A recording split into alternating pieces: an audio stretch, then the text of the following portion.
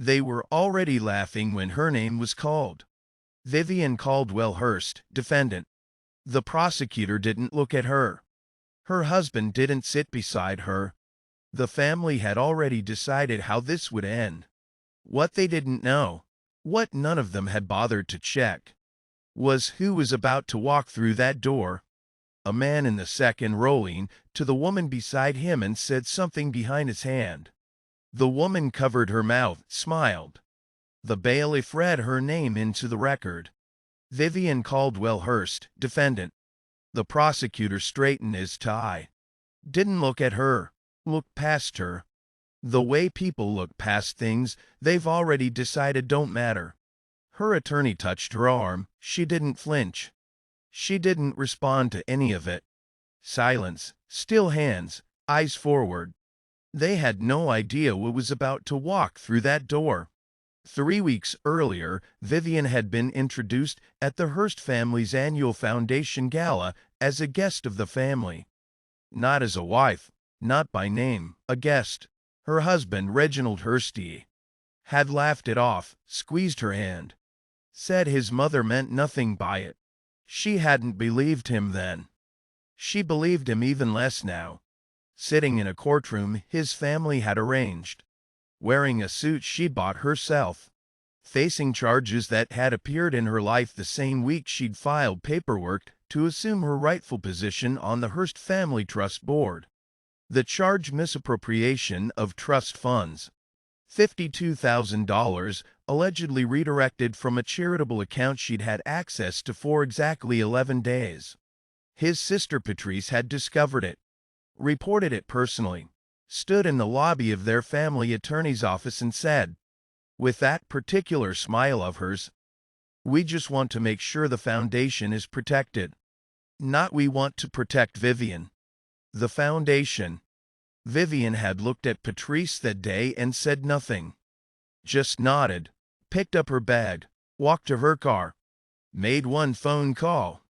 The charge wasn't the danger. The danger was that they thought they'd already won. This is Golden Heart Stories, where dignity doesn't beg for permission, and the truth always finds the room it was meant for. Reginald sat in the second row. Not beside her, behind the bar, on the family side. She had noticed. She had counted it, filed it away behind her eyes, and kept her face clean. His mother, Celestine Hurst, sat at the end of the row in a cream blazer and a string of pearls that had probably belonged to someone's grandmother. She hadn't spoken to Vivienne since they arrived, hadn't looked at her directly. There was a word for what Celestine did instead. She regarded, from a distance, with the particular patience of a woman who was used to problems resolving themselves. The prosecutor's name was Dillard. Young, the kind of man who'd been handed this case as a favor and knew it. He opened by describing Vivienne as an individual with recent and limited familiarity with the financial structures of the Hearst Family Foundation, a phrase so carefully constructed it was almost art. Her attorney, a compact woman named Beverly, wrote one word on her notepad and underlined it twice. Limited. Vivienne read it upside down, almost smiled. Limited.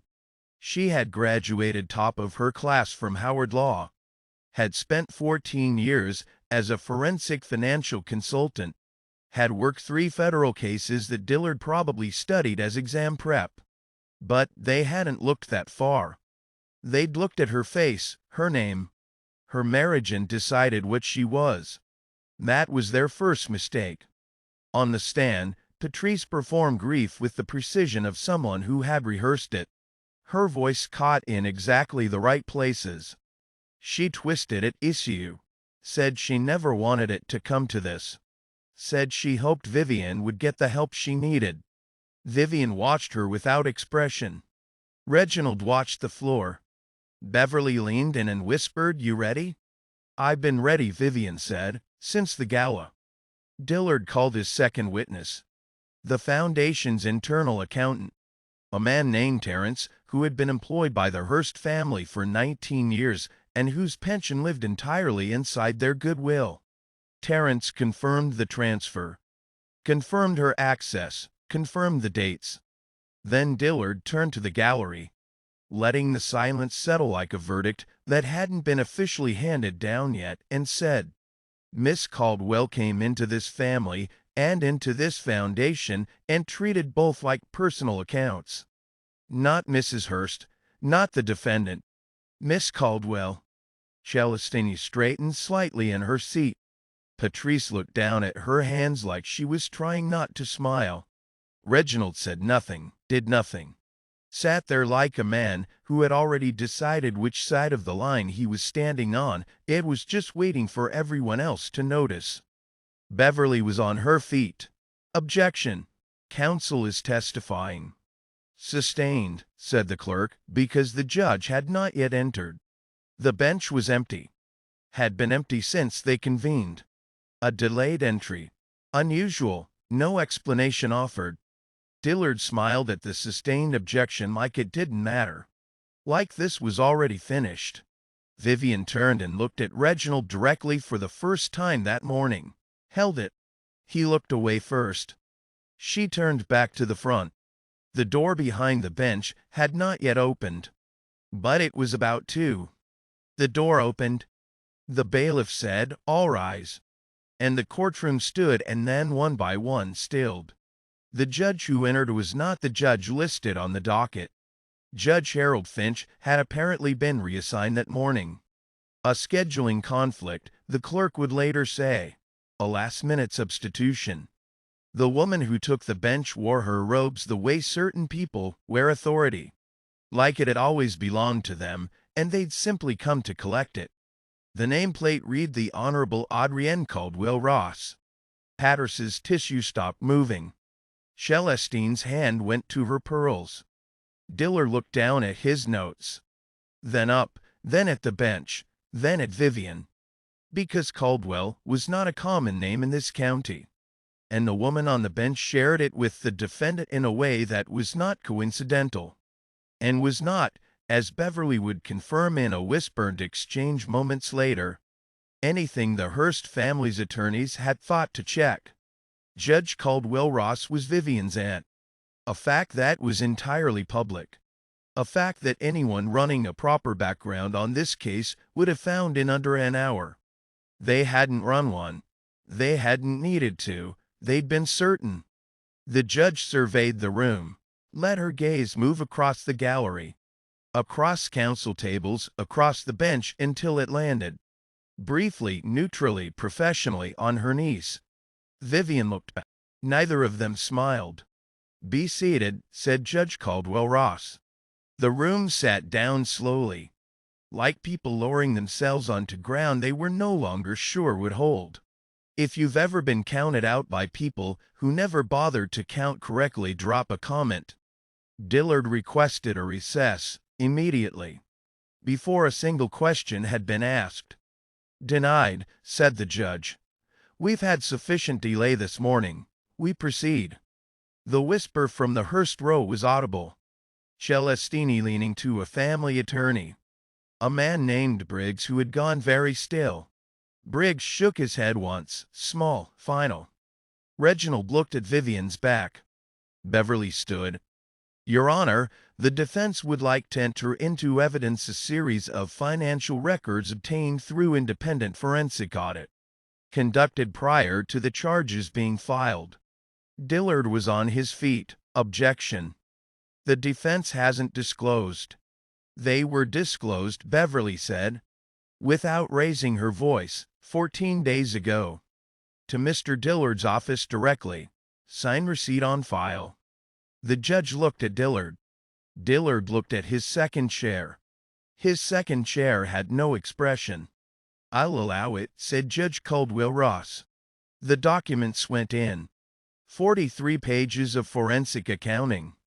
Time-stamped, cross-referenced, showing, with the particular clarity that only money trails can produce, that the $52,000 had been moved before Vivienne's access credentials were created.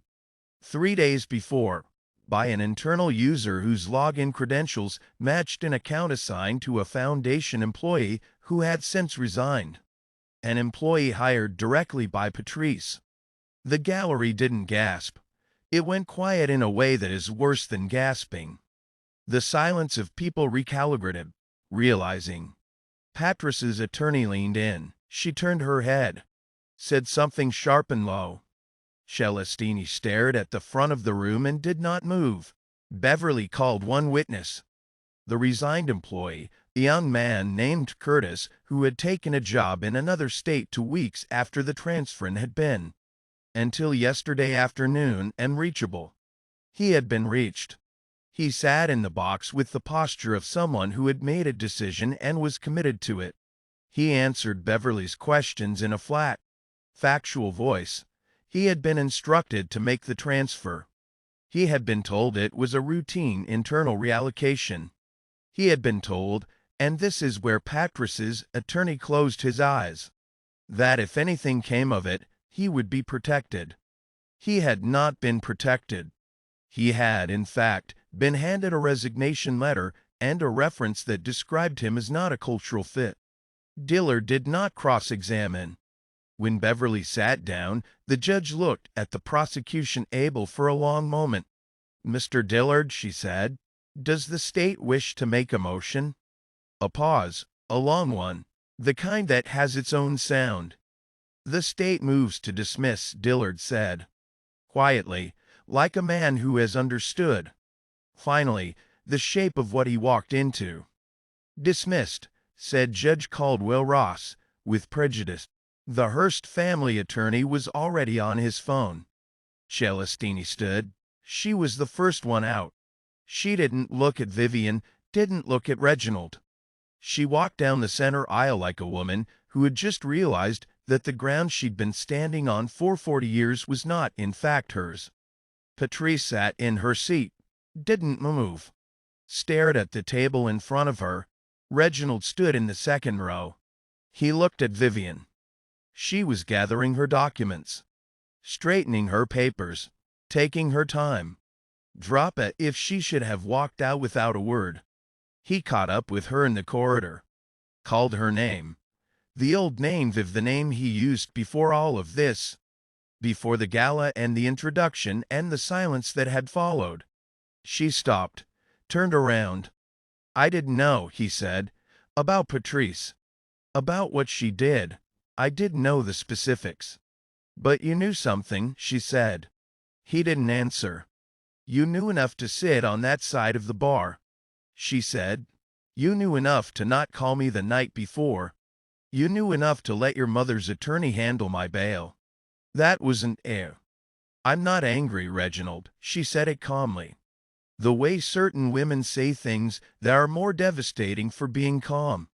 "I just know what I know now." She looked at him for a moment, long enough that he would remember it, long enough that he would understand that she was not leaving in rage or grief. She was leaving with information, with clarity, with a complete picture she had not had before. "I hope Patrice finds an attorney she can trust," she said. "She's going to need one." She turned and walked toward the exit, didn't hurry. The heels on the marble, the light coming through the courthouse doors. Behind her, Reginald stood in the corridor of a building his family had donated money to name. And for the first time in his life, he had absolutely nothing to offer the room. 6 weeks later, Vivienne sat across from the Foundation's independent board, a panel that had convened quietly in the wake of the legal proceedings and the forensic audit that had expanded considerably in scope once Beverly filed the civil complaint. Patrice had resigned from the Foundation. The employee's account had been fully investigated. 3 additional transfers, older, cleaner, harder to find, had surfaced. The Hearst family's charitable tax filings were under review. The board offered Vivienne her original position, full restoration, with an apology delivered in writing, on letterhead signed by every member. She read the letter, set it down. "I appreciate this," she said, "but I won't be taking the seat." A pause around the table. I've accepted a position as a forensic consultant on the Federal Review of the Foundation's records, she said. It would be a conflict of interest. She stood, collected the letter, folded it once. I imagine you'll fill the seat quickly, she said. I'd recommend someone who asks questions before they assume answers. She left the way she had left the courthouse, without rushing, without performing. The door closed behind her, and somewhere in a courtroom she would never need to return to. A charge had been dismissed with prejudice. A family had begun to understand the cost of certainty, and a woman they had never bothered to research had simply gone back to work. They built a case on everything they assumed. She let the truth dismantle it piece by piece. Subscribe to Golden Heart Stories. New stories drop every week.